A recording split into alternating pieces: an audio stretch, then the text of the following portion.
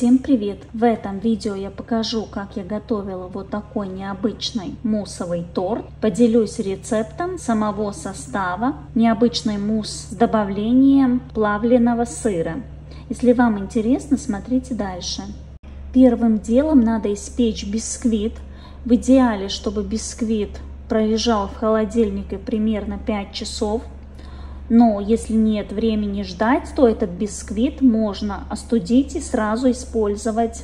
Яйца взбиваем миксером до легкой пены. Потом вводим сахар и взбиваем до очень пышного состояния.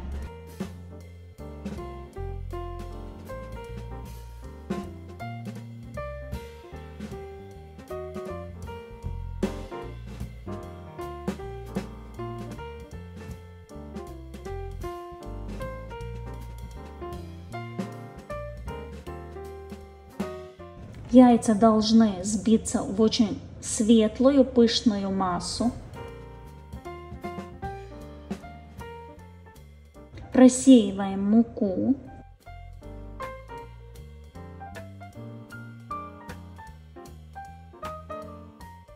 Перемешиваю венчиком.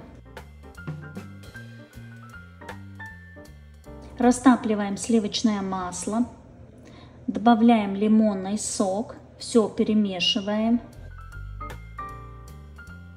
К жидкой массе добавляем немного теста, перемешиваем до однородного состояния и потом вот эту массу вводим в основное тесто. Так удобно вмешивать сливочное масло в основную массу.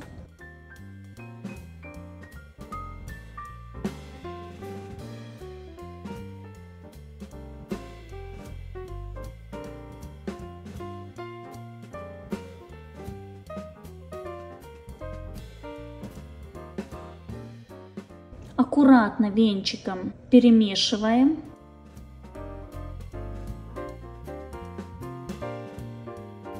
Добавляем кокосовую стружку.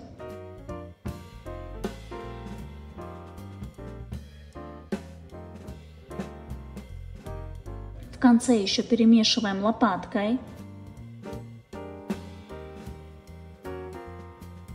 Тесто делим пополам. Я выпекала в 2 кольцах 16 сантиметров в диаметре. Выпекаем 160 градусов до румяного цвета. Сухой палочкой можем проверить готовность бисквита.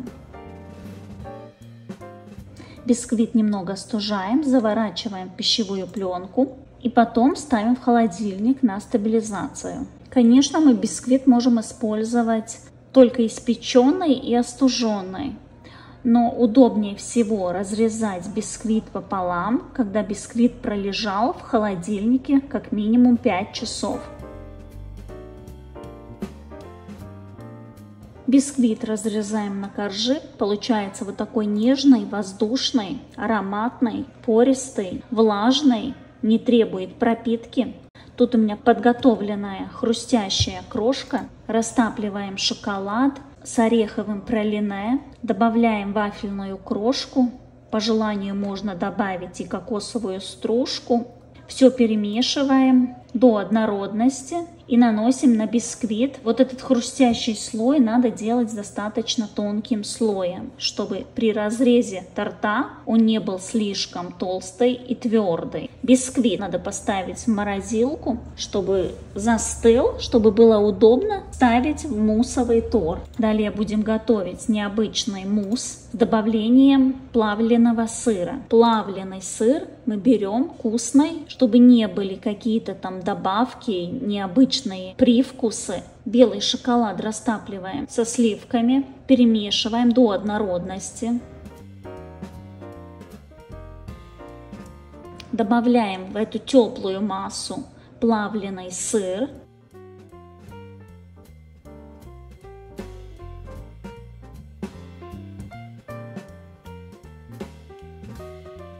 Добавляем набухший растопленный желатин и всю эту массу перебиваем блендером до однородного состояния.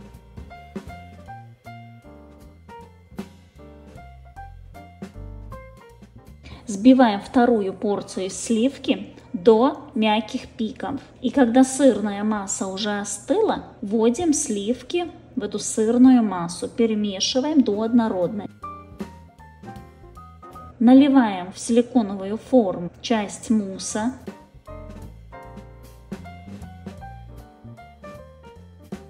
Утапливаю в мусс начинку из маракуйи и персика. Так как начинка замороженная, мусс сразу схватывается. И можем наливать сверху следующий слой мусса.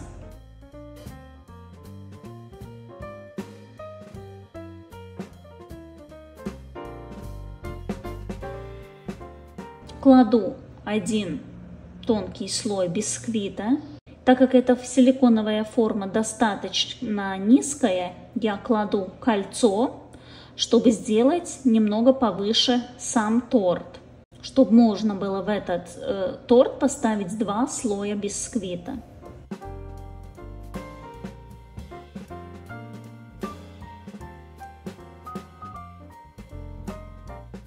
Наливаю еще мусса и сверху кладу окончательный слой бисквита, на котором уже есть замороженный слой хрустящей крошки. Торт ставлю в морозилку, замораживаю в камень и покрываю велюром.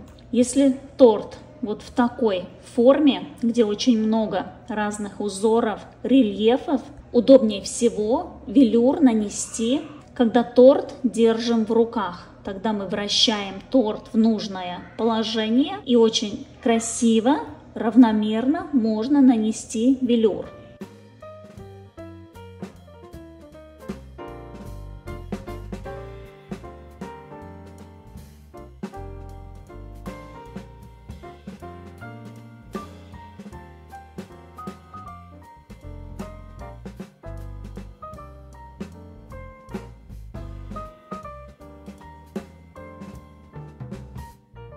Покрыла торт велюром. На подложку ставлю черные кружева. Рецепт кружева уже у меня есть на канале. Один рецепт есть с пектином, второй рецепт с желантином. Сверху кладу муссовый торт.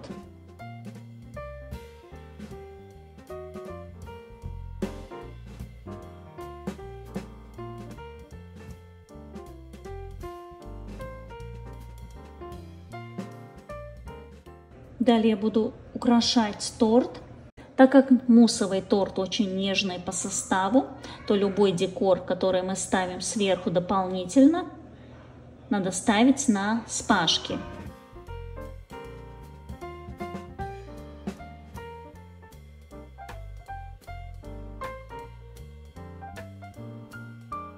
Из шоколада подготовила вот такой декор.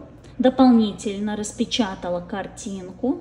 И вот такой необычный муссовый торт в итоге получился. Без декора торт весит 600 грамм.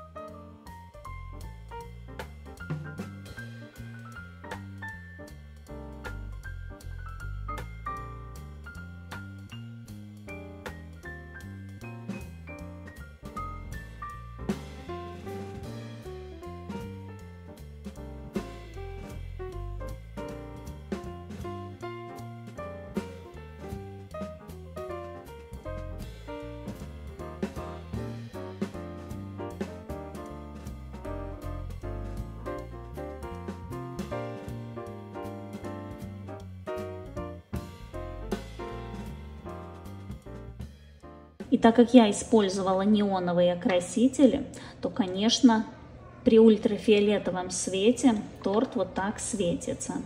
Дополнительно из этого мусса я сделала вот такие сердечки, покрыла глазурью капа, прозрачную, добавила в глазурь немного пищевого золота. И вот такие красивые пироженки получаются. Про сами пироженки, как я готовила, я добавлю отдельное видео. Тут я вам просто покажу разрез этого мусса, какая структура получается. Этот мусс получается очень стабильный.